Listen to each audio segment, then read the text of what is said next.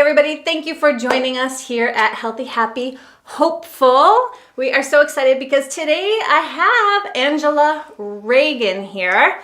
And like I said, I have been dying to talk to her about her lifestyle, her past, present, and future, because she has I think she has a handful of amazing stories and experiences to share with us. And so I know that we are all going to be inspired by this wonderful woman. Welcome. Thank you for coming. Thank you for asking me. Yeah, this is so great. This is so great. So when I first met Angela, I was actually in a bar class over at the workout club.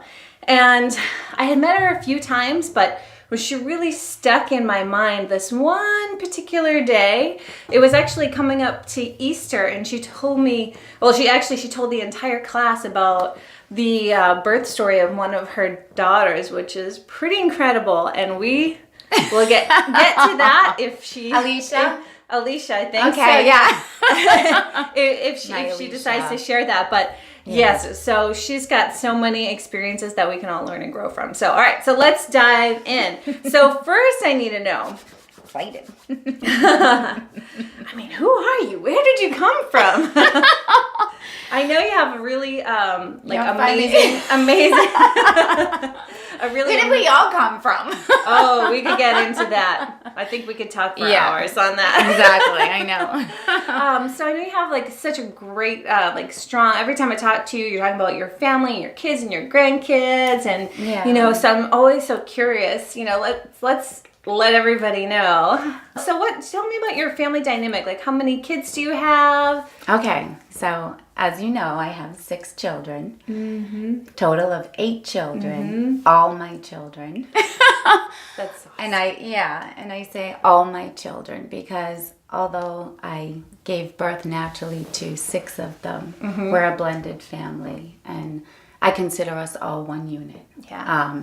And that's very important to me because I do come from a large family that there was a lot of division in my family.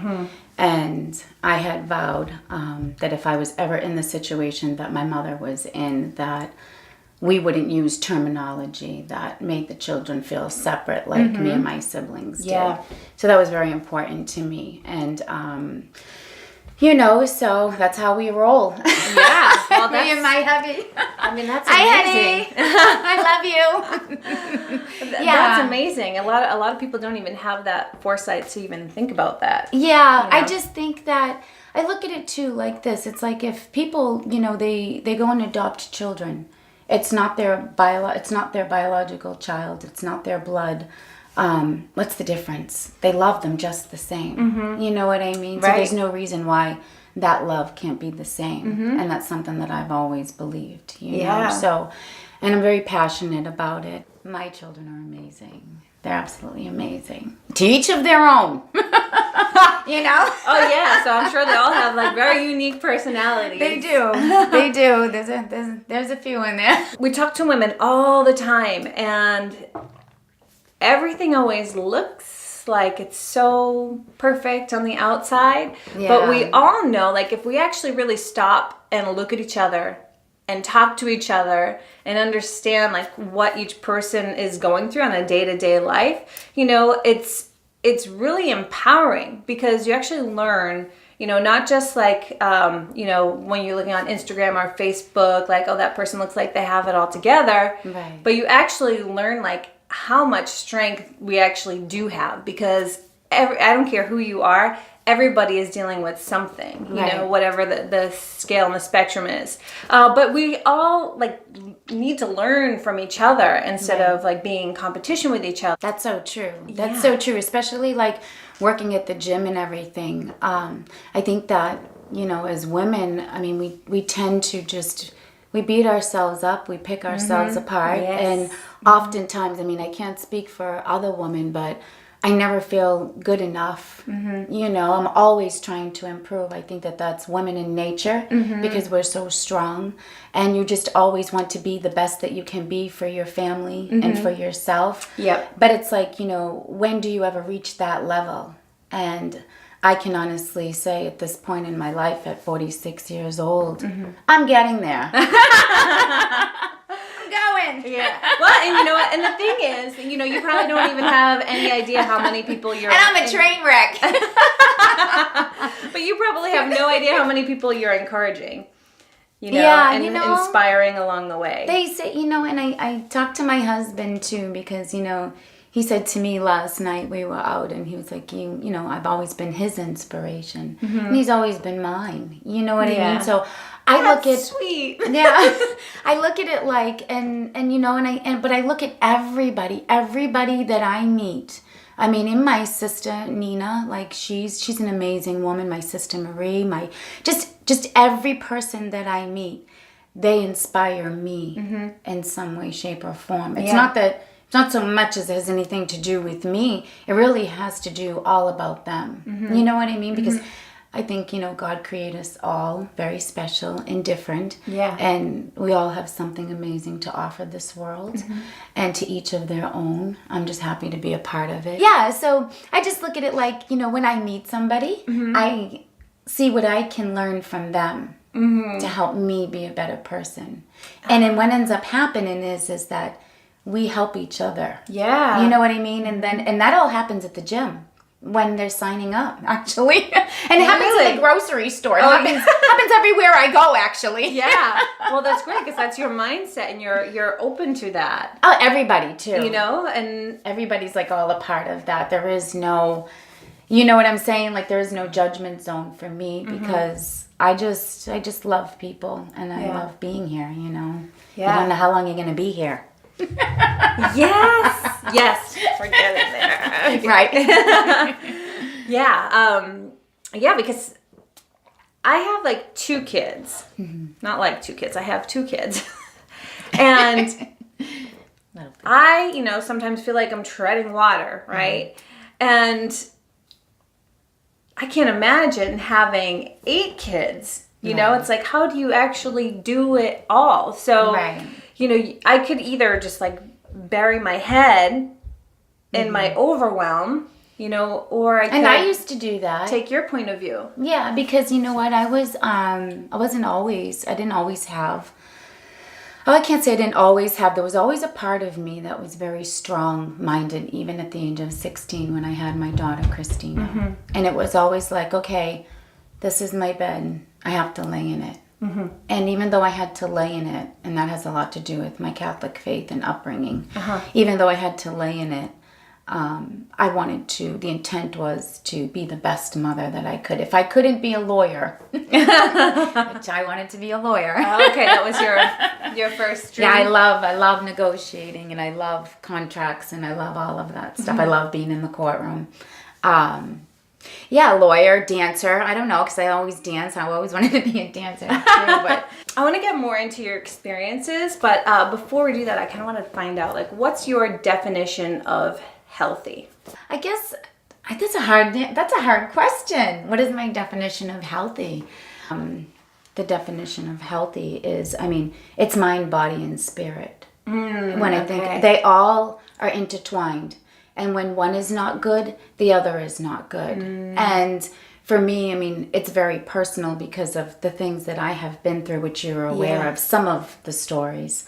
But for me, one doesn't work without the other, and it all has to do with my spirituality too. Yeah. So it's like if one is lacking, then I'm lacking altogether. So I have to make sure I'm mentally healthy, physically healthy, putting the right foods in my body, as well as feeding my spirituality. Yeah. And when I have all of those aligned, I'm a powerhouse. When one is off, I'm a train wreck. But I struggle every day. Every day I struggle to get those all aligned. You know what I mean? Yeah. Because that's when I'm my best me. I'm nothing without God, I say that. I'm nothing without him. He's my everything. So that's my spiritual. So I start the day with him, and I end the day with him. And then I have my physical, where at the workout club, you know, I go in Kathleen. Love her. She's my spin instructor. And there's many others too, but I love Kathleen. But she'll play music because now I work at the workout club instead of actually being able to work out at the workout club. So Kathleen, she'll play my music because she knows in that class saved my life, and she knows what music did that. So she'll play that music, and I'll hide my sneakers in the bathroom. Yep. And then I'll go change my sneakers, and I'll go jump on. And I'll be like, I just need 15 minutes. Get me on. It's in the dark so nobody sees me. And then I'll come out like all refreshed and reformed. So I get my mental. Yep. And then they're always looking for me like, where's the Angela? I'm always getting in trouble. So I get my mental. And then my physical, as far as nutrition-wise, I do try to eat healthy. Most people know that I'm a garbage disposal. And that really? I love food. Me and my husband, we love food. And it's just, I TD off of, my steak bombs and my pizza and my chicken piccata, versus salads and salmon and chicken. And so I do this all the time, So it's a balance is what you're saying. Which is really great to hear and to reaffirm, because so often when I talk to women, it's just like about being perfect. So I have a program called 12 Weeks to Boss, and we're going through that with a group of women. And of course, like we teach like the proper, like the clean eating principles and everything that you're saying that you balance it off with. Oh. But then there's the other side that a lot of times we have a hard time with, because if sometimes we feel like if we go off the like health track at all, like we're just the worst person in the world. And we just are so hard on ourselves. So that's really good to hear and like have the reaffirmation that I struggle all the time. And it's like as you get older, you know what I mean? Your body's really telling you what it needs, and you have to be able to listen to it, and you have to be able to decipher between, okay, you want to know what my sugar, I'm a sugar fanatic, I'm a candy fanatic, I have all of these issues. My husband, like he'll tell you, I got my Starburst, my Twix bars, my Milky Way, all of my dry, and I love candy. I've always loved candy as a little girl. That's my thing. But as I get older, I have to stop. I don't have that draw filled anymore. I still love my sugar. You know what I mean? I still have it in my coffee and everything else. But I'm backing off from it because I notice that I'm crashing and burning. You know what I mean? Like my energy's a high and then I'm at a low. Energy's a high and I'm at a low. And I'm just trying to stay the path. Yeah. You know what I mean? Yeah. And I think too, it's important for me too, and I don't know if we have time to even dive into this subject, but I definitely suffer from depression, and that is a whole other, I don't know if you want to go there with that, but it's a whole other ball game, and I struggle with that, so it's very important for me to make sure that I'm working out. Make sure that I'm doing the right things simply because I don't want to like go off the deep end. You know what I mean? Yeah. I don't want to go into that dark place. If I could put it in such a way, it's a very dark place versus a very light place. And I have to work really hard to see the light without medication, if that makes sense. Yeah. Yeah. You know what I mean? Yeah. So, yeah. Yeah. But, And the thing is too, every day, like, I don't know what's going to happen. So some days I'll wake up and it'll be like a crash and burn. You know what I'm saying? And then it's like nobody's there. Nobody's home. It's just dark. You know what I mean? Like that place where you don't want to live. And then, so I need to make sure that I get up and I have my protein, I have my water, and I do my physical activity. Yeah. You know what I'm saying? To get the chemical factory going? It has to. Yeah, so that I'm okay. And really it's a matter of survival for me every day. It's a struggle. Wow. That's incredible. Yeah, it is. Yeah, that's incredible. Sometimes we discount, how important those things are, because we always think, well, we'll save that for later. And even if we're in a funk, because depression is not selective. Anybody can get depressed for a period, and there's different degrees, and it's something that... Well, there's situational depression, you know, Right. there's chemical, there's clinical, you know, there's all kinds that, of different categories. And it's basically, with my journey, I'm just trying to figure out which one it is. Yeah. And I have figured it out. Mine's is definitely a chemical. And that's not my doing. You know what I'm saying? And it's like, Yeah. it's different from somebody that's, you know, going through a divorce, let's say, Right. something as traumatic as that, and they're depressed and they feel sad. Right. Versus one day I can be full of life and my life is good, and then when I wake up the next morning, no one's home. And it's like, okay, it's back. You know what I mean? Yeah. It's here. I'm not obviously releasing serotonin. It's actually relates to low serotonin. Right. And and I learned that, and I don't know if you want me to elaborate on that. Sure. Okay, this is a story. Okay, all right. So I would say about 4 years ago, me and my husband were trying to have a child. And I figured that, you know, we have 8 beautiful children, and that we had, and our marriages weren't healthy prior to. We were each married for 22 years prior to. And the marriages weren't healthy. And I mean, obviously, that's the reason why they ended. So I didn't understand why I couldn't have, you know, a child with somebody that is the love of my life. It didn't make sense to me, you know, so... you know, we were trying, and it wasn't happening, and then it started happening, and I became pregnant, and that was with Max, who's my little angel in heaven, our little angel in heaven, little Max. I'm so sorry. Yeah, it's okay, you know, and that was devastating, losing him, and I almost lost my life as well. So, make a long story short without keeping you here for hours, I had lost 50% of my blood when I was losing him in the miscarriage.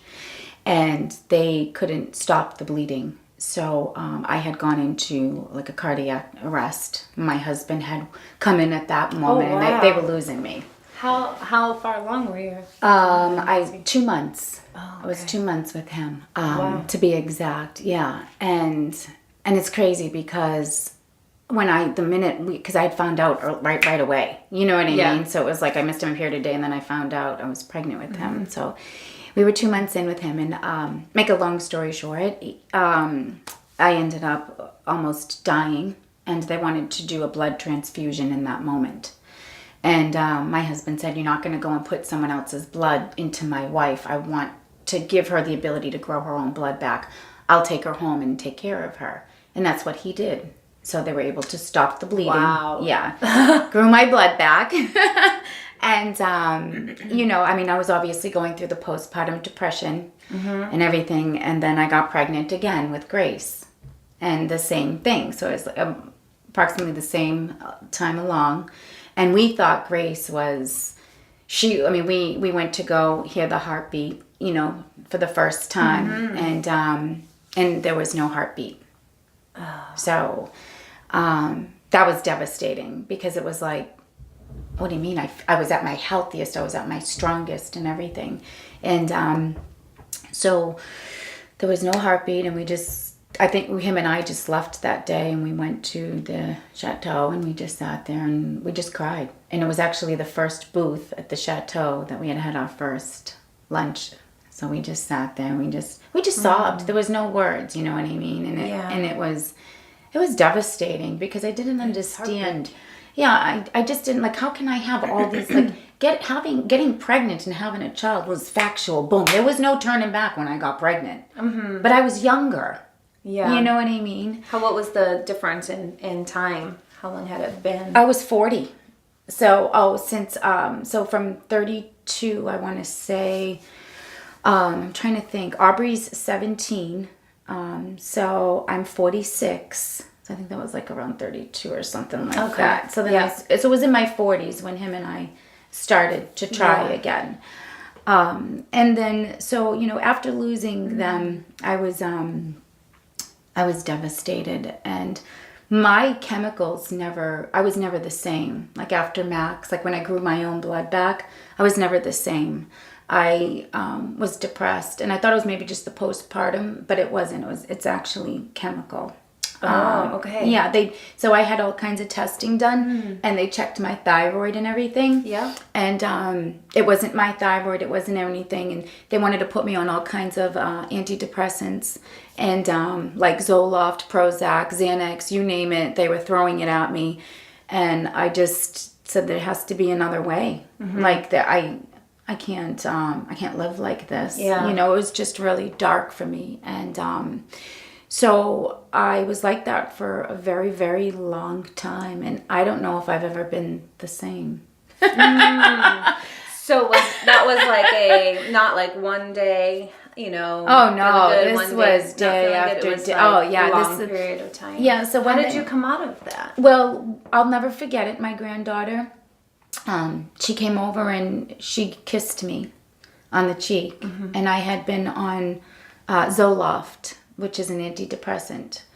And I just remember, you know, looking at her, and I didn't feel anything. I didn't feel the kiss. I just looked at her like I'm here, but I'm not here. The antidepressants, they mask, you know? Yeah. So if we go back to Max, when I lost Max and I had to grow my own blood back, my chemicals were off from that point on. I was never that woman prior to. Yeah. You know what I'm saying? I was always happy, outgoing, and I could handle anything. Yeah.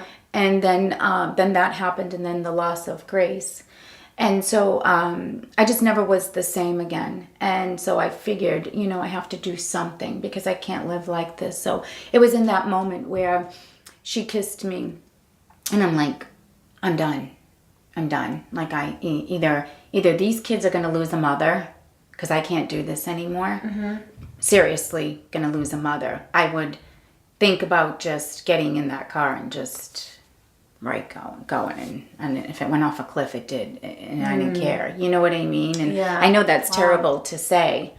But when you live in that dark place of depression, which is why there's suicide, honestly, you can't, it's so horrific to live there because there's no light comes on, there's no love, you don't feel anything. And I have a beautiful life. I have a beautiful home and a beautiful husband, and you know, and I mean, even the thought of like leaving, you know, my sister, love my sister, you know, her and I have been through everything together, but just in general to leave my family, like how dare you even think like that? But I thought it every day. And so for me, in that moment, I jumped off the medication. Oh, so it was worse on the medication. Oh, yeah. Oh yeah. Oh. Yeah. Wow. And it wasn't that wasn't the right medication for me. I had tried amitriptyline and other things prior to. But what antidepressants do is it's just a mask. It doesn't help you. It doesn't help you live life to your fullest. And it just basically, you're like a zombie. You know, you're just going through life. You don't have a zest and a love for life. You can't feel what you would naturally feel because you're not there. It masks you from feeling highs and serious lows where you're just kind of like this. So you're just like a zombie going through life. And I'm the kind of person where I can't live like that because I'm a nutcase. You know what I mean? Like I love life and I love people and I need to feel something here, you know? Yeah.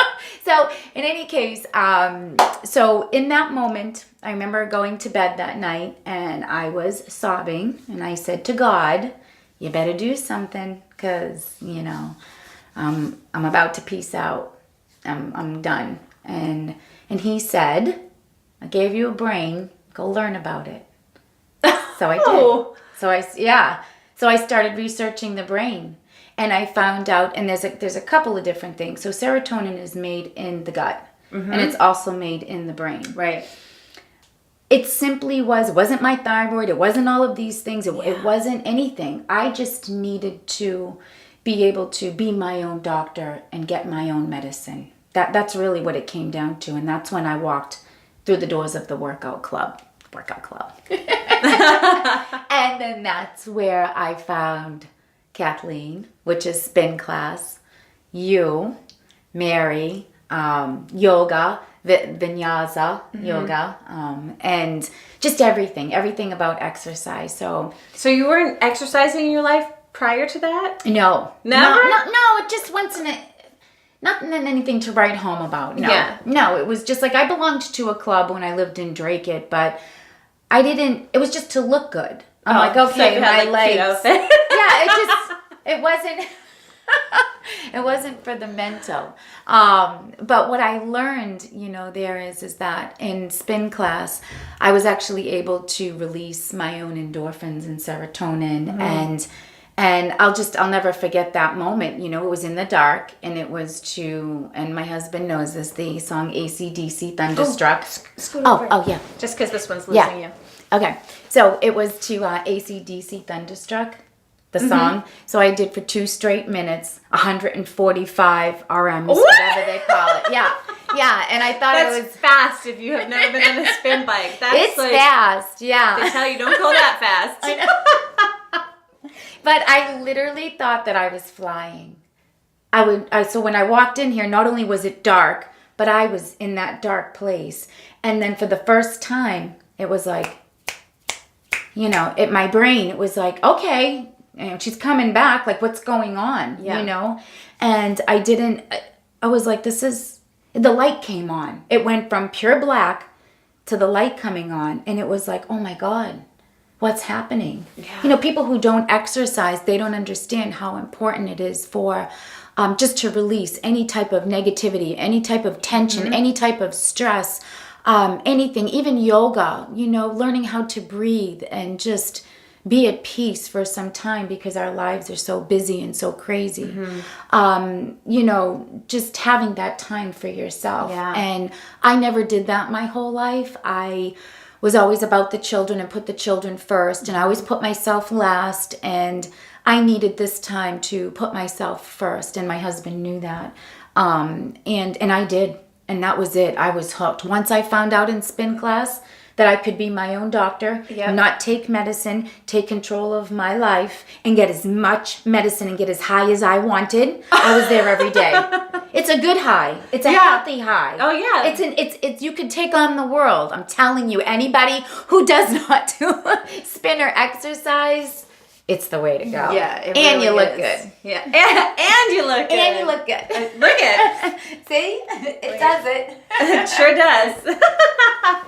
Yeah, you look amazing. So those are bonuses. Those are big deal, and a lot of people don't know that. And when you exercise, you release those endorphins, and then also when you combine music with it, music does the same thing. So it's kind of like double duty. I call it the opportunist method. Yeah, right. Oh, really? Get as many of those. That's true. I never realized that because it is the music. I mean, I know I love my music, but I never connected that piece as far as. I mean, I know it's there because I'm creating a beat track right now and I go and spin and people have asked me, are you going to be an instructor or are you I get asked every day and it's like, no, I don't know how to do anything like that, Oh, you could. The sky's the limit. You never know, right? I know, I'm looking into it because I love it so much. Oh, yeah, you'd be great at it. Yeah, and I actually had the state fire marshal on a spin bike, Paul Parisi, who is from New Hampshire. And I didn't know who he was, and here he is with him and I are spinning him. Get on that bike.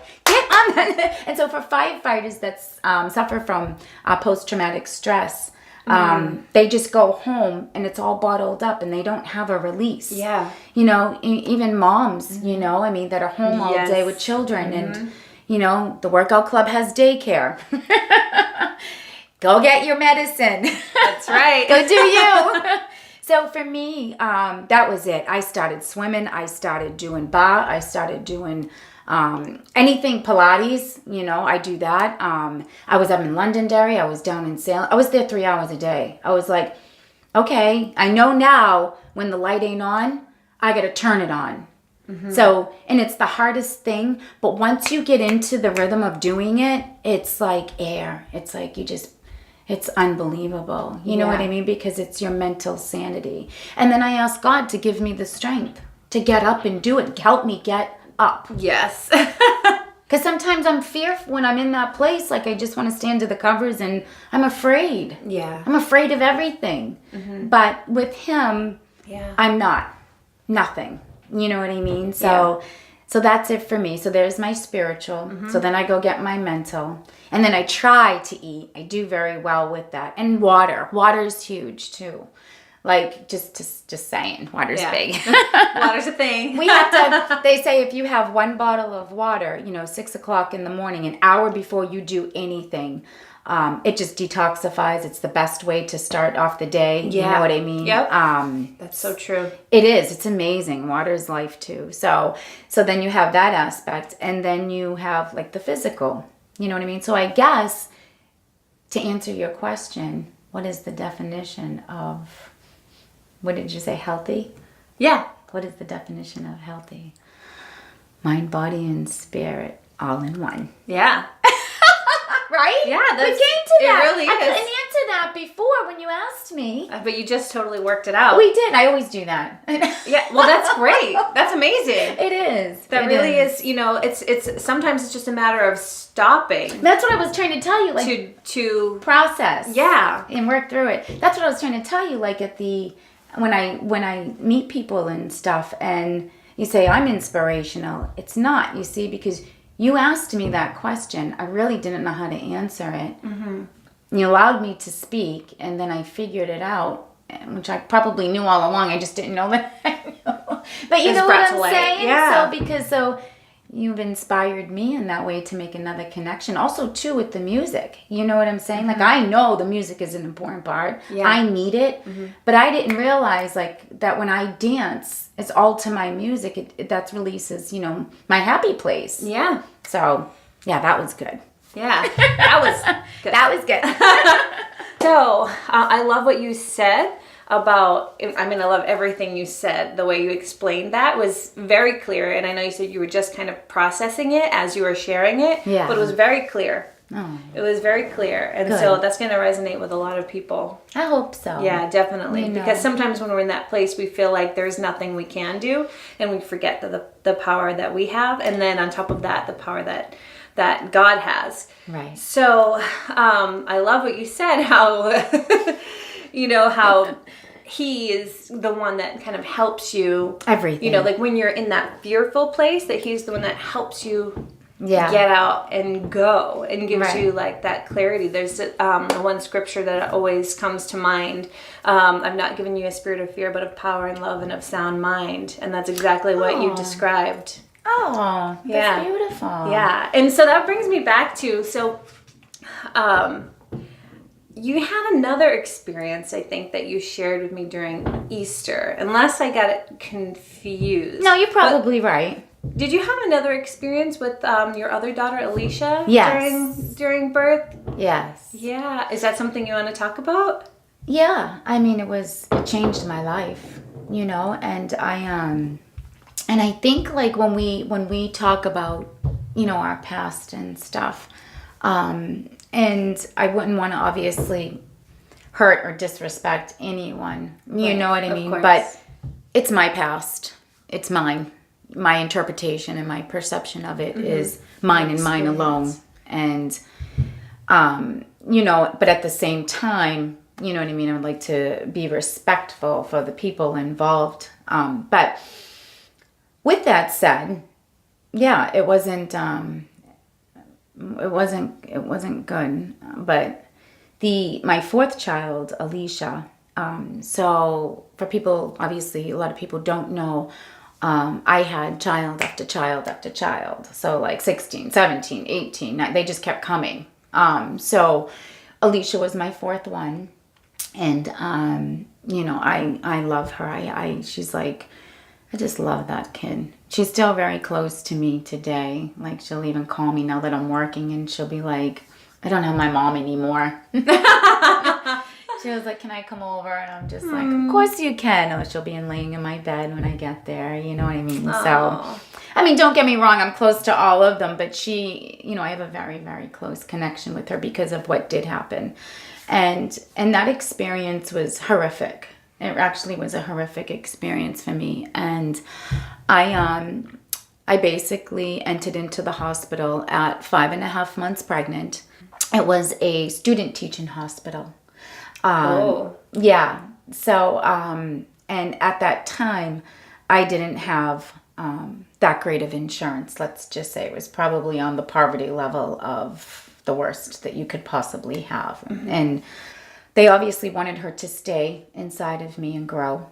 And so they put me on all kinds of drugs to keep her, sedated and growing. Mm-hmm. So every day they were putting something on me or in me or whatever, in me, just so that she wouldn't come. She wanted to come. She wanted to come into the world. She had a lot to do. She did. I think at that point in my life, I had felt very abandoned by God. I was very angry with him, and for numerous reasons. And I don't even know if I should even go into them, but I was very angry with him. And to get a sense of it, being married at 16 years old due to Catholic faith, and that's what you're supposed to do. This is what all my sisters getting married, we're kids, you know what I mean? Mm-hmm. So I was the one that tried to run out of the church.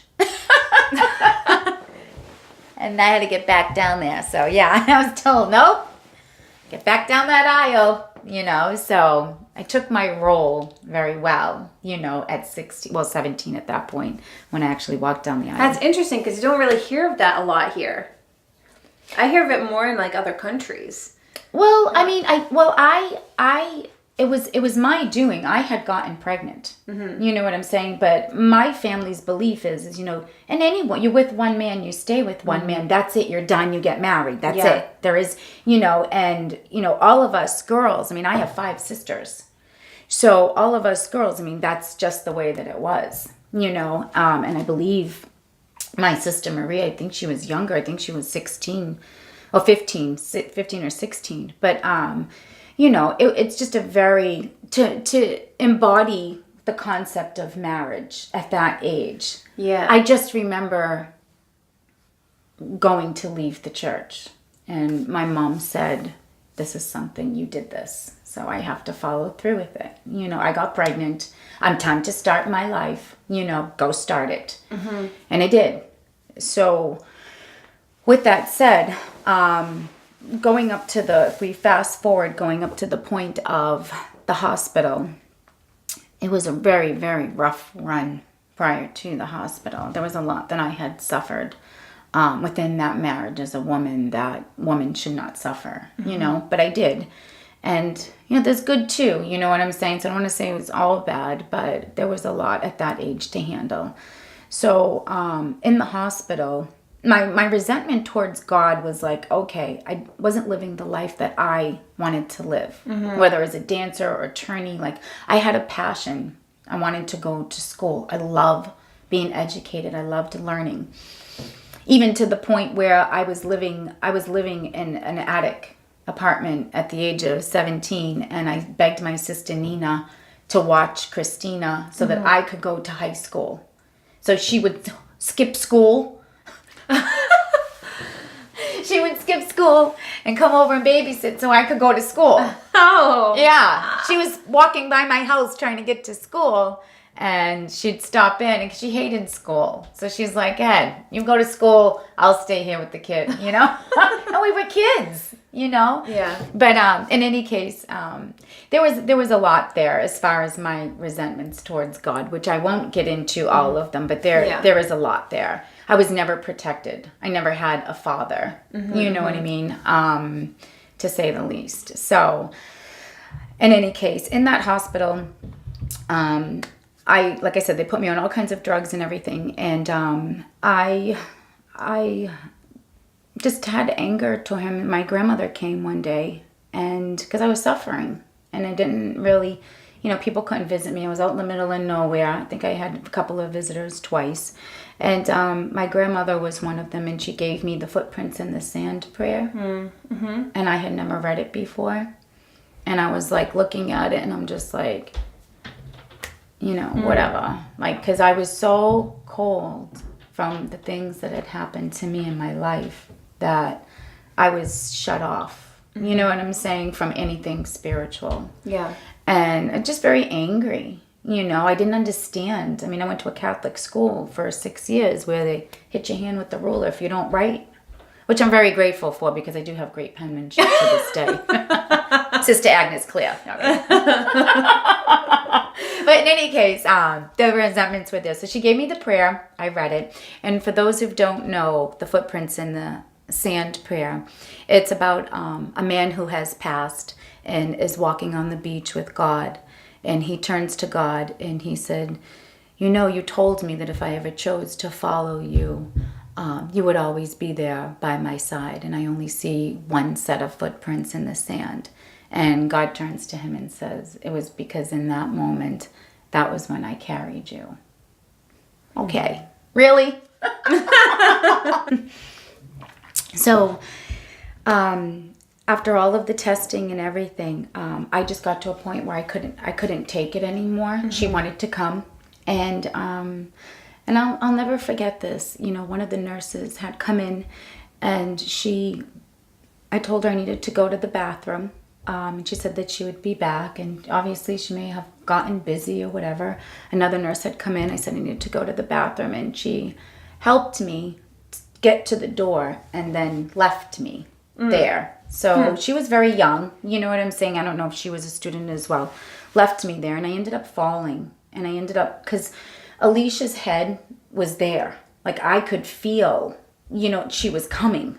So, and I remember crawling to the toilet, and this is kind of like vulgar, but I was sitting on the toilet and just I'm exposed. I didn't have anything, and I just remember screaming, and I had the footprints in the prayer in my hand, and I was just, I said, I don't care. I said, what you went through on that cross, it can't be anything that I suffered in my life. Remote, like you can't compare it, because there'd been so much, what I'm saying? Yeah. Wow. And I was angry. I was very angry. I think about that moment. I don't get emotional. But very lonely journey, my life. But so, and I felt abandoned, and that's by everybody, except for my sister Nina. She's always there for me. But in any case, and I was in a lot of pain, and I just wanted my journey in this world to be over. Like I really didn't want to be here anymore. And that was because there was a lot of abuse involved, but, so I ended up going back to the bed. And then what ended up happening was that they brought in the student to do the epidural. And he missed. And then he missed again. And then he missed again. And he kept jabbing my back. And I should have been paralyzed, but I wasn't. Wow. So at that point, I had nothing on. And I was completely exposed. And I ended up defecating. And I ended up vomiting and swallowing it to the point where I was going into a convulsion because I was choking. I couldn't breathe, and they couldn't get it out of me. And then I went into cardiac arrest, and I had been gone exactly for 2 minutes and 50 seconds. But that's on my record. But they brought me back, and during that time, and this is the part had changed my life, and I remember. Because people always say, what did you see? What did you? And I do remember looking back and seeing my body. But I remember God putting his arms around me, like a baby. I didn't see his face, just for the record. But, he put his arms around me. And he, I said to him, I was like, whatever's back there, I don't want to go. Don't send me back there, please, Yeah. So, he said, I'm going to send you back. He said, and I'll make it worth your while. Then I met my husband. And he made it worth my while. But I went on to have 2 more children after Alicia. But, so he sent me back. And I remember, as I was going to give birth to her, there was 4 intensive care unit people on each side waiting for her to be born brain dead, waiting for her to be born with underdeveloped lungs. And that's just simply because of all the testing and the drugs and stuff like that, you know. And I know, pretty intense. But I remember sitting up, and the midwife, I had a midwife. I didn't have a doctor there. But midwife is a doctor. But in any case, I didn't think it was then. You know what I'm saying? But it is. So I remember looking at her and her saying to the people, you know, why is she laughing? Because I was laughing. I was smiling. I was laughing. Now, if you think about when a woman gives birth, we ain't laughing. And it wasn't because I was on drugs. Trust me. That had happened several hours prior to. Those had worn off. But I was smiling, and I still somehow had that footprints in the sand. In your hand? In my hand. Either it was in my hand or it was on the bed. It was there. Wow. Right? I know. Isn't that crazy? Yeah. So, and I remember saying, and I remember seeing the prayer, and I remember saying, you know, He's carrying me for the first time in my life. You know, I was being carried. And it's overwhelming because, you know, when you go through life and you go through things, you think that you're alone and you think that you're unloved and you think all these things, but you're not. You know, we're not alone. And my Alicia came out perfect. You know, she came out breathing on her own, no brain damage. She was perfect. 3 pounds, but perfect. Wow. Yeah, so that was incredible. Yeah, that was incredible. Yeah. So, you know, ever since then, I just, you know, me and God, like, He rides shotgun with me everywhere I go. He's on the passenger. And then sometimes, you know, if I'm not looking over there, my mind wanders, I'll turn around, and then there's the old boy right there sitting next to me, too. He's always there, too. I know. To pull me back. I'm following you, yeah. yes. I never know who I'm going to get. Yeah. Depends on if the light comes out or not. But I turn it on. You know what I mean? But it's a struggle. Yeah. Every day. Because, you know, we're not perfect. But, you know, I think that's too. That's part of our journey. Yeah. You know, like, He put us here. We're here for a very short time. We come into the world with nothing. We leave with nothing. There's a reason. We start off as a baby, most of us, and hopefully get to the point where you end up like a baby. Because when you get older, you're back in a diaper. Yeah. Some people, you know what I'm saying? We're trying not to think about that part. I know, sorry. But I mean, you know, it's the process. And I believe that it's life and death. And, you know, it's very quick. So everything that we do here while we're here is to help people. It's really not about us. You know what I'm saying? We all have a purpose. Yeah. And that's why when I'm at the gym and I want these people, I put them on a bike or I want them to get healthy, it's because they don't know. They know they're suffering. Right. They just don't know why or what they can do. It's not that they don't know why. It's what can they do to help themselves. Yeah. And we have everything there to help them. So... yeah, that's my story. Wow. I need to hear that. Thank you so much for sharing that. You're welcome. You've had a lot of responsibility all these years. And it's interesting because in the beginning you said that you used to put just your kids first and yourself last, which I think we can do pretty easily as moms. Yeah, we all do. We love them. And now you've kind of like flip-flopped that a little bit. So I'm curious to know, like, if you could give us an example of a day, like when you were in the thick of it, you know, when your kids were younger. Yeah. And then maybe an example of like what your day might be like now that your kids are older. Oh, okay. So if I was to pick a day back in the day when they were all younger, you want to know what it looked like, my day looked like in one day? I do. Okay, yes. Here we go. I want to know how did you do it? Like, how did you survive? How did you manage to like grow these amazing children and still, you know, not lose yourself? Not lose myself. Again, you know, it definitely has to come from spirituality, even though I had felt how I felt. I don't think he ever left me. I know he didn't leave me. I just thought that he did. But my day, on any given day, I literally probably slept about 4 hours a night. And I think that from having children so young and helping my mom, because I was the oldest girl. Oh, did you say you had 9 brothers and sisters? Yeah, well, 8. I'm the 9th one. Okay. She did have 10, but she had lost one. So, so I have 8. And then, but I was the oldest, so I was 3rd down. And then the rest were under me. But so I had a lot of responsibility at a very young age. Which is good because it helped me when I had my own, so it was good experience. Good work ethic. You were bred well. You were fully trained. Yeah. So you were prepared. Yeah. I think I did end up going to college. So I ended up, still educating myself, which I feel is very important. I think you always should never stop learning. And I love that because it helps the brain. But a day in my life back then, I think because I had the children so young, I was always either pregnant or one was up all night, one was in diapers, one was learning to walk, one was on its way. I was getting pregnant again. I don't know. It was just a way of life. It was just...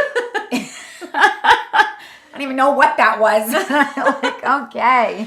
But, so my day, literally, because I worked too.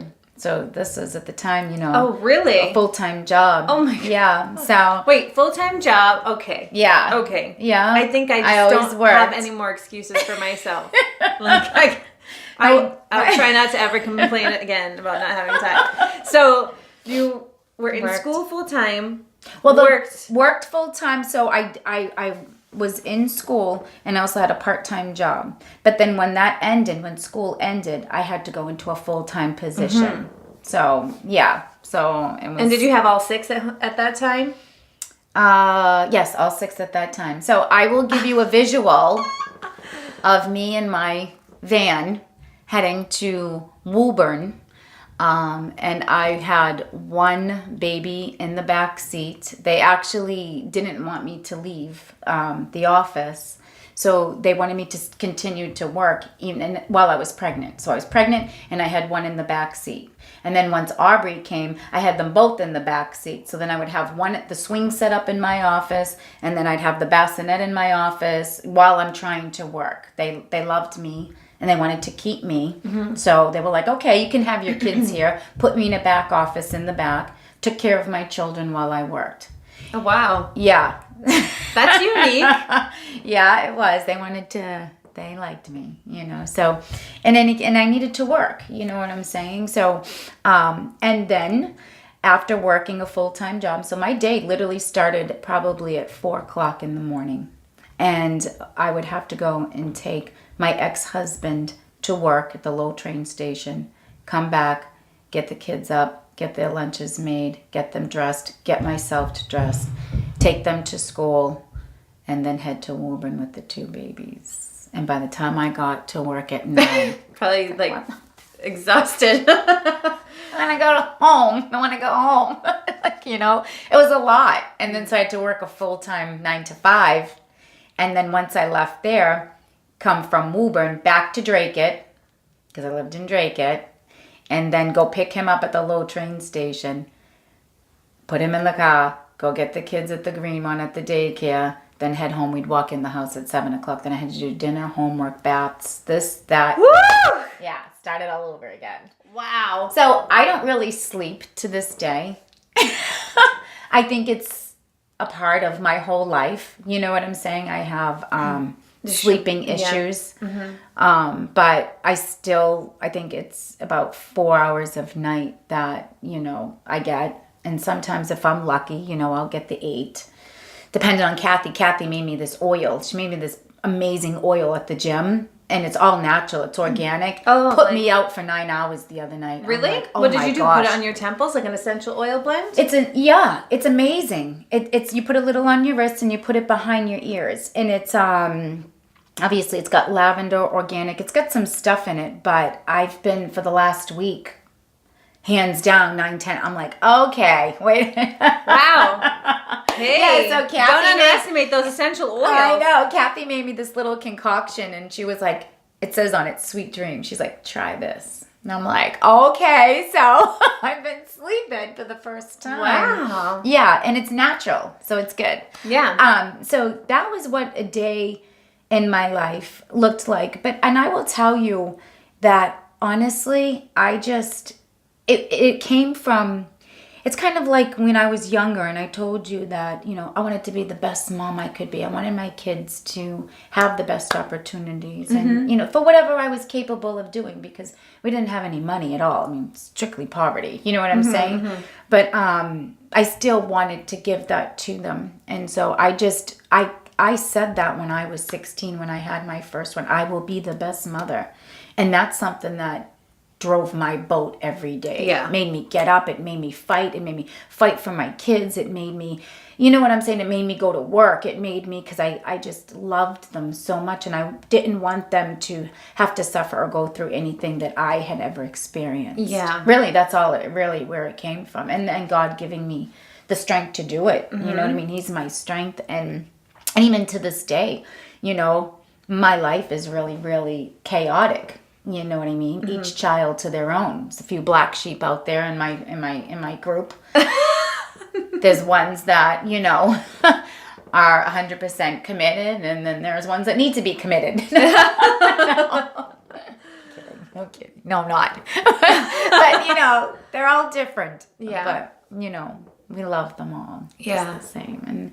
And I pray for the ones that are struggling. Yeah. I think teenage years are hard. Mm-hmm. You know what I mean? And and they got such great strengths though too. And I see that. You know what I mean? Yeah. Me and my husband, and he does all of the talking. You know what I mean? He's got all the patience and the talking, and then I'm the one that's the force. You know what I mean? So we work well together.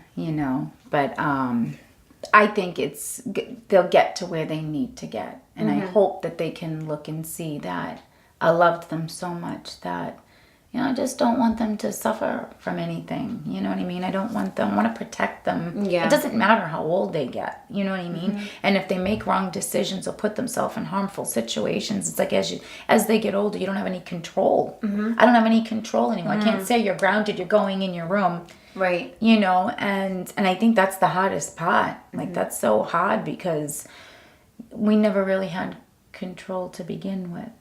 You know what I mean? Mm-hmm. You do with grounding and stuff like that, but again, there's a certain extent they are who they are. Right. You know what I mean? Yeah. As moms, we can protect them and we can control things that are going around, but people that come in their life and influence them when they're out there in the world, we can't prevent that. Mm-hmm. You know what I mean? And we just hope that we've given them enough knowledge to decipher between what's right and what's wrong, what's going to hurt them and what isn't. Yeah. And I think that's the part of being a mother I don't like. It's scary. Yeah.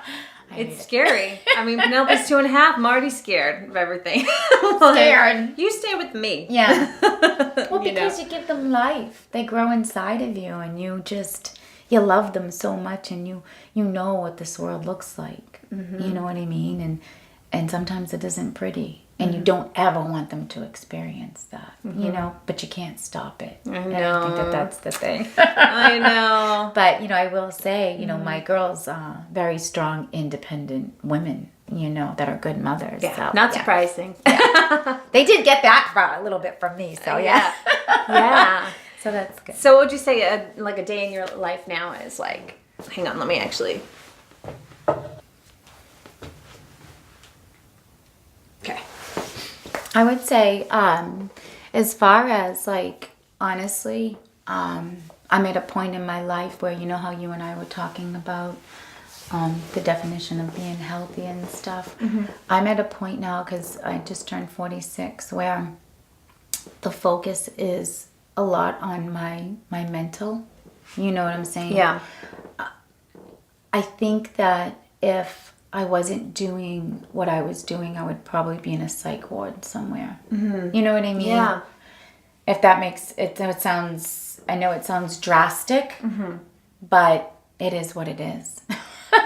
You know what I mean? Yeah. So I do focus a lot on my mental health and my physical. And now that I'm working at the workout club, my energy and everything is invested in everybody around me, just trying to help them. You know what I'm saying? Like I've been through the gust of it with the children. I've been there. I mean, they sucked the life out of me. And now they're older. I mean, 25.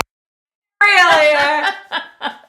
Right? They're older. It's not like they're little babies anymore. You know? They're independent and stuff like that. So, now that I'm here over at the workout club, it's like I've always wanted to be able to just give, if I could change or help anyone.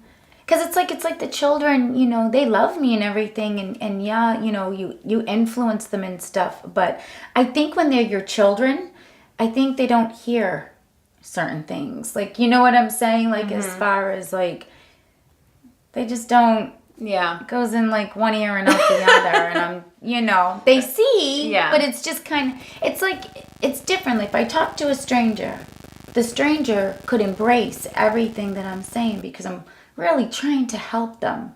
But if I'm talking to my child and I'm really trying to help them, it's like, okay, Ma, whatever. I get it. Yeah. You know what I mean? Mm-hmm. It's redundant and it's repetitive. So they don't see it as, they don't see it like that. You know what I mean? And I want that so bad. It's just like, why can't you just grasp what I'm saying, because I love you so much, and it's my own child. You know? And don't get me wrong, sometimes they take away and they feel so much better, and then other times they don't want to listen. You know what I mean? Yeah. And because there's so many, I get diverse. Everybody's different. I get the calls all day, and then some days it's overwhelming. You know what I mean? And then some days it's not. So and to each of their own when they're going through different things. Each child goes through something different every single day. And I have to be able to make sure that I'm 100% to be able to help them. You know what I mean? With their adult life and adult decisions, because these decisions that you're making can affect you for the rest of your life. And I think it's really difficult to, even when you're young, the kids are young, and you want to be the best mom possible. Well, now they're older and they're making adult decisions that could steer them down the wrong path. And if you are not 100%, you really can't be for them. You know what I mean? Yeah. If you're self-absorbed and you're not invested. Yeah. You know what I mean? Yeah. And as people, I think that we can be selfish sometimes. Sometimes I don't want to deal. Leave me alone. Shut my phone. Like, I'm done. Then the next one calls me, Ma, where are you? Next one calls me, Ma. It's just like, Ma. And I'm like, I'm going in the spin class, and I'm going to go take my sneakers, and I'm going to go spin. I'm going to go cry on the bike. I'm going to go do whatever I have to do, but I'm going to do it. Goodbye. Yeah. So, then you get those days where they just say something that, you go, oh, did good. So it's a mix. Yeah. You know what I mean? Yeah. But now that I'm over at the workout club, I get to embrace those people that need help and change them. And they're changing. I see the people that I sign up changing. They're coming back. They talk to me and they're growing. They're losing weight. They're doing this. They're doing that. And it's like, I'm so proud of them. You know what I mean? I know. I'm so proud of them because it's not easy. It's not easy. But when you make that commitment here first, to put yourself first, because if you're not good for anybody. If you're run down, if you're burnt out, if you're stressed out, if you're carrying anxiety, if you have depression, if you have all of these things that are going on, how can you be completely whole to be able to deliver? What you will be delivering is all of that I just mentioned. And it comes in all different forms. It comes in the form of yelling. It comes in the form of closing your door and not wanting to deal. It comes in the form of, picking up a drink. It comes in many different forms. You know what I mean? Yeah. So it's just very important, you know what I mean, for me now at this point in my life too. And it's not always consistent. I fight every day for it. You know what I mean? Yeah. It's not like, no, it's not perfect at all. It's a train wreck. But at least I'm driving that train. Oh, punchline. Right? It's a train wreck, but at least I'm Right? Train. Yeah. Oh, amazing. Yeah, no, you brought a lot of things to light for me, you know, especially to think about on my own journey. Oh, really? You know? Oh, yeah. Good. Yeah, I'm learning a lot. I'm learning a lot. Good. Like you said, yeah. Well, that's good. I mean, I hope that this is why I was doing this. You know what I'm saying? Because if anybody can take anything from, you know, my experiences, they can say, hey, you want to know what? Like, I can relate to that, or I can relate to that, or I feel that way. You know what I mean? Because we're all women, and we feel so much, and sometimes it's to a fault. You know what I mean? It's to a fault because we want our world to be perfect. You know what I mean? And it's just simply not, and nor will it ever be. It just needs to be livable with happiness, right? With lots of happiness. Doesn't mean it's always going to be perfect. Right. But as long as it keeps spinning. When it stops spinning, that's a problem. Yeah, that's my mantra these days is perfect imperfection, because if you try and get caught up in perfection, you'll just stay paralyzed. That's what it absolutely paralyzed with fear that you're not going to be perfect. You know, but I think, like, you know, what is everybody's perception of perfect? You know, you're onto something there. Yeah. Like, you know, people, they look at me and they look at, you know, oh, you've had this children, and look at your body and all of this stuff, and they don't see what I see. You know what I mean? You could say all that, and it's great. And yeah, do I have a level of confidence within me as a woman because I've worked that hard to get there? Yeah. You know what I'm saying? Not for lack of effort, trying, believe me. But you know, they look at me and they say that, and it's like, you know, but I work really hard to get there. You know, and everybody can get there. But when I look in the mirror, I see something that's totally the opposite. I see, and it's not, I want to say it's called body dysmorphia, but I see a woman that has had 6 children, you know, a woman that is aged, a woman that has been through a lot. Now you see, it's the mind. The mind is giving me the visual. I'm not seeing the physical in front of the mirror. It's what I've been through. You know what I'm saying? That kind of takes over. Yeah. That creates that dysmorphic figure in the mirror. Yeah. So it's kind of like I have to constantly, in my mind, say, on certain days, I have to say, okay, you want to know what? Like, even getting dressed this morning, I was like, oh my God, I can't wear this dress. Like, I can't. You know what I'm like? I'm like, my stomach here, or this or that. You know what I mean? And here I am. I'll look at. I totally just, my arms, I said it to you. Oh, yeah. Should I take my jacket off now? Because my arms look like, because of I haven't been able to use my arm, it looks like it's aged. And I'm just speaking, but it's truly what I think, like 24/7 that, and I'm getting older, you know? Women's bodies, they change every 7 years. And mine's is changing, and I'm heading into my 50s, you know? It's right around the corner. And it's like, okay.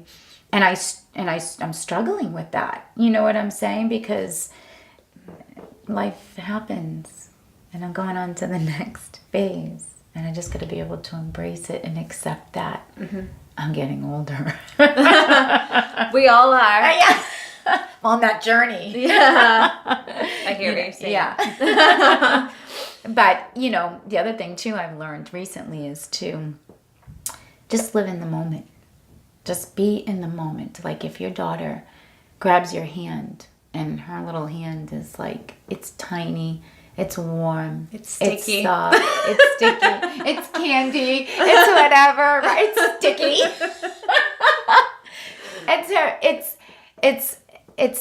It's that moment where you feel everything that's going on with her, whether she just didn't get into the candy, or whether it's in the ice cream, or whether it's just in the moment, you know, to appreciate it, because it doesn't last long. It's going to go like that. You know what I mean? And it's a blink of an eye, and you don't even realize that it's happening. And so what I'm learning now last night, before coming here, I was having anxiety all night, and I'm just like, you want to know what? Because I've never spoken or, well, I speak to people, but I didn't know how to do any of this. So I was like, I was having all this anxiety. I'm like, you want to know what? When I come here, I'll just be in the moment, which I was able to do. Mm-hmm. You know what I mean? Yeah.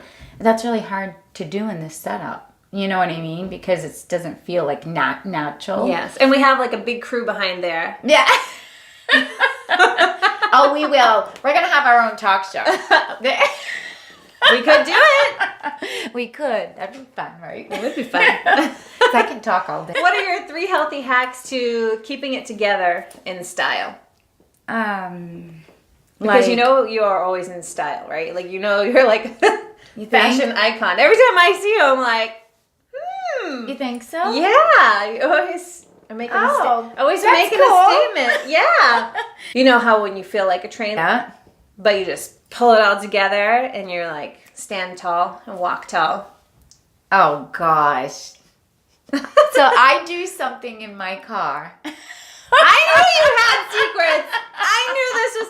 I would never ask anybody else this question, but I knew this. She had some secrets. I got a lot of secrets, but so when I'm in that place, so I have this. Okay, so I have this one song, and it's Zach Williams, and it's called Survivor, and it's a religious song, and when I'm faced with, diversity or anything coming against me, I get in the car and I sing, and I'm sure everybody does this, and I scream the song, I cry, but it's my go-to, it's my click. You know what I'm saying? Like, oh, all right. So that's one thing. The other thing that I do, which is people are going to probably find really weird, is that I sniff orange peels.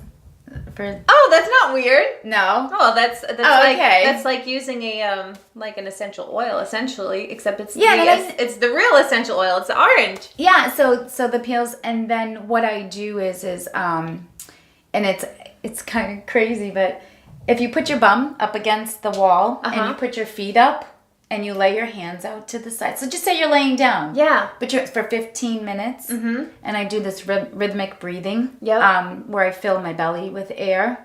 And then I relax. Because for anxiety, fear, all of that stuff, what it does is it changes and alters the chemicals in your body. So I do that for... Yeah. And while I sniff the peel. Like, you know what I mean? But when I'm... After that 15 minutes... And it's a breathing exercise that you have to do. You're laying there for 15 minutes, but the breathing is for 2 minutes, and it's a different kind of breathing. It's not just regular breathing. Yeah. It's basically you're breathing in and you're filling your stomach with the air like it's a balloon. You have to see your stomach rise. Okay. And then so you're counting like to 8, right? And I'll see it fill, and then I'll let it go. Slowly. Through your nose or through your mouth? So you let through my mouth. Everything is done through the mouth.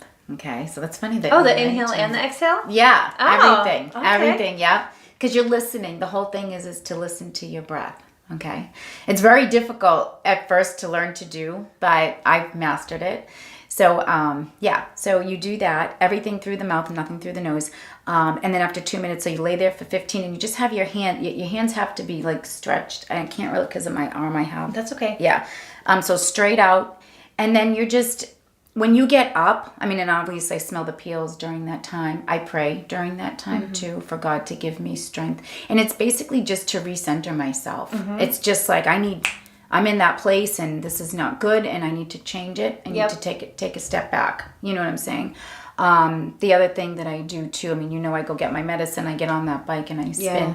But, and you want to know what? I think that giving, like I constantly give of myself to people. Oh, generosity. Yeah, like I constantly give, and in it, I get so much back. And I think for me, it's like when people don't put themselves out there and they can become self-absorbed and dormant and they're not willing to share for whatever reasons, because of their fear, because of their anxiety, because of their social anxiety, whatever that is.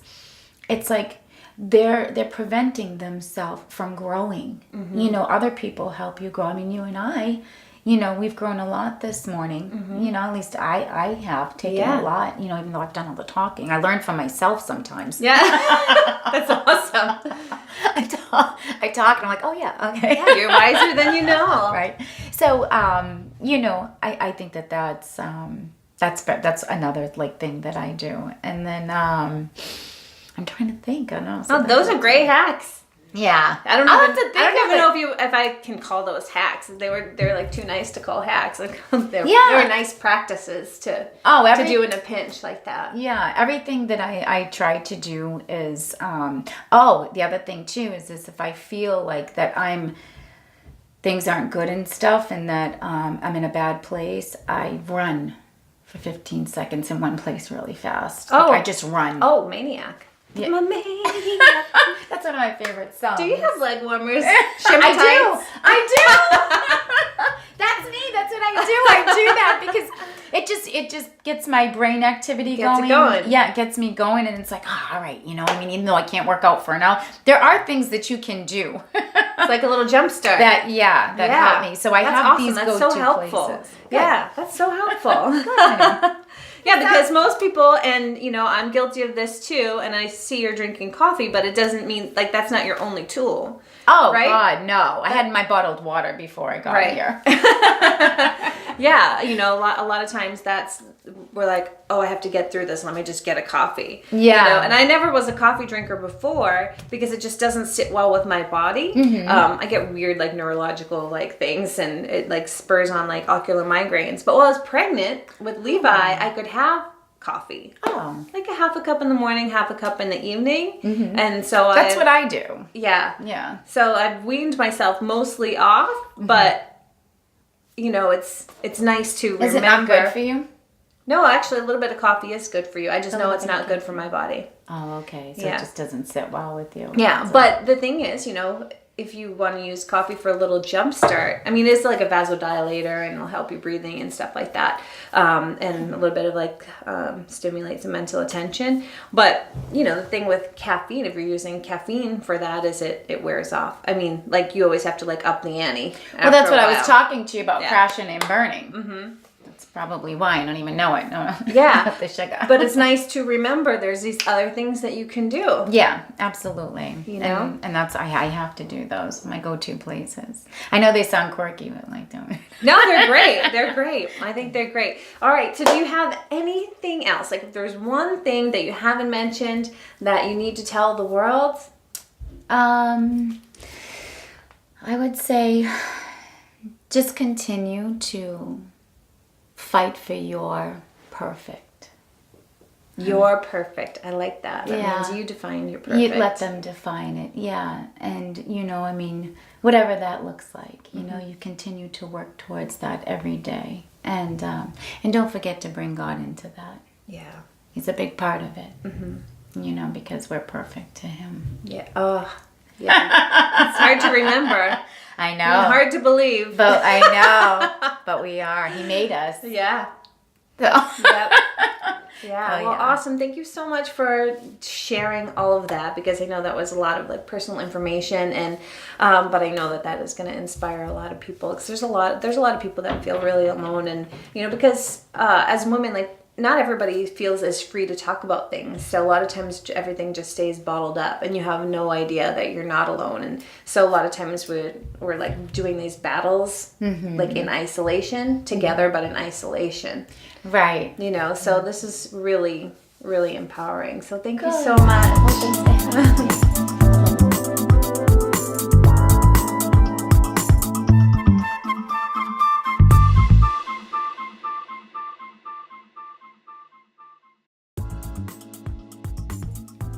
Rich wants to know. Tell my husband. Yeah. He wants to know, how did you get so pretty? Well, honey, like I said, God made us all perfect. I'm going to get a little closer. Yeah, let's get close. Let's get close. Or maybe I can just rotate this one a little. Hold on, let me rotate this. Okay. Yeah, you don't have to be. You Okay. be me. You be you. Okay. And I'll be me. Okay. And if we want to switch sometime, we can try it and see how it goes. Okay. What? The children? I think Ralph has his amplifier on. I think he's about to play the guitar right now while I'm doing this. That'd be so cool. Maybe. That'd be so cool. Some ambience. Right. A little bit of background. Really difficult to. So I'm trying to get dressed this morning, right? And he goes, honey, he said, you are the most healthiest, unhealthy. Oh, you are the most unfittest woman because my shoulders cracking. I can't put my chest